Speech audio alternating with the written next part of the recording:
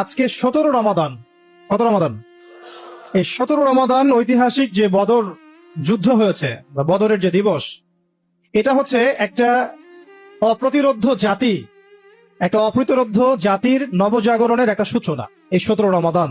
আবার এই রমাজানে শুধু বদরের যুদ্ধ হয়েছে কিন্তু এমন না, কিন্তু এই রমাজানে আরো বহু যুদ্ধ হয়েছে।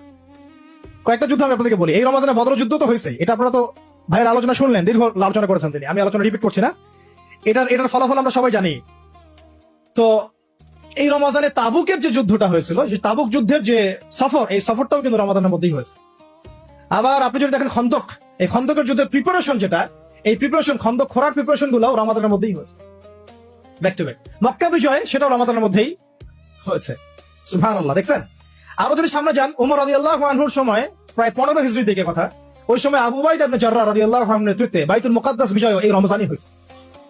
ইনশাআল্লাহ এমন কোন রমাজানে আমরা দেখবো ইনশাআল্লাহ যে বাইতুল মুকাদ্দাস আবার জয় হবে ইনশাআল্লাহ। শুধু তাই নয়, এই রমাজানে এই আপনার আল পারসালার নাম জানেন? ওই যে সেলজুকি একটা যুদ্ধ আছে, ওই যে মালাজগির্দ, ওই যুদ্ধও কিন্তু রমজান মাসেই হয়েছে। এটা অনেকে আমরা হয়তো জানি না।